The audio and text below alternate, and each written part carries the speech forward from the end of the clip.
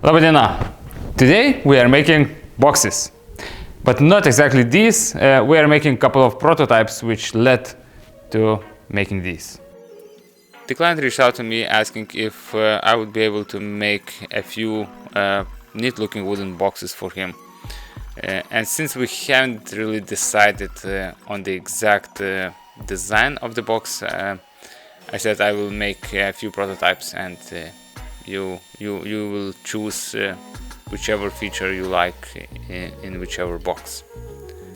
So my idea at this point was to create two different boxes and incorporate as many different features in each of the boxes as possible, so the client would be able to choose from those features, if that makes sense.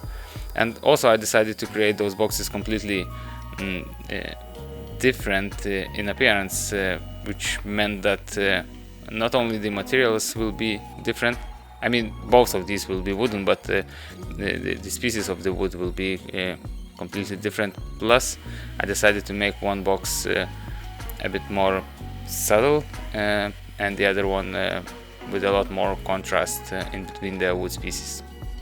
And to put it simply, I decided to make one box entirely out of oak and the other one with three different types of wood, which is ash for the sides of the box, and I added maple or I'm not really sure what type of wood I used for the top and bottom, but it was curly and I thought it will look great. And I also decided to incorporate some splines made out of walnut, because walnut and ash always looks great.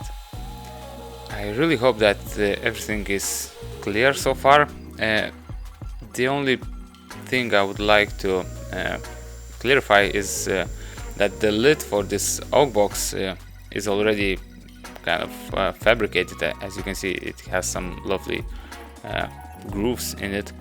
So I used it from the previous project we made, and I haven't really filmed how it was done, but here you can see the cutter head which we used to form those grooves. Well, anyhow, as you can see, I'm making a jig now, and I will use this jig to cut the splines or the grooves for the splines in the corners of every box, and that's because at this point the boxes are mitered and glued together, which is not necessarily very strong joint. So adding a few splines will make it a lot more stronger, and this box will never fall apart. And of course you don't necessarily have to use shaper or spindle molder for this procedure. You can use table saw, but it's a lot more convenient to do it on that machine. And now it's just a matter of gluing the splines in place. And as you can see, I alternated the pattern in the boxes, so the client would be able to choose whether they like a few splines or a bit more splines on the corners.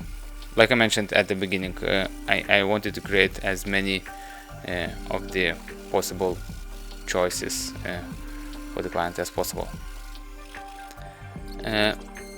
You may have noticed that this ash box is made a bit differently. At this point it's completely shut, so I had to split it in two pieces, but I haven't really thought about the possibility of pinching the blade. As you saw, once I cut this side, it pinched the blade, and I was left with a bit of tear out.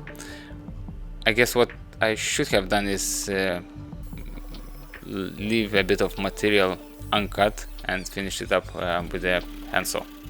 Anyhow, I decided that this box is still salvageable, and I will be able to fix that tear out.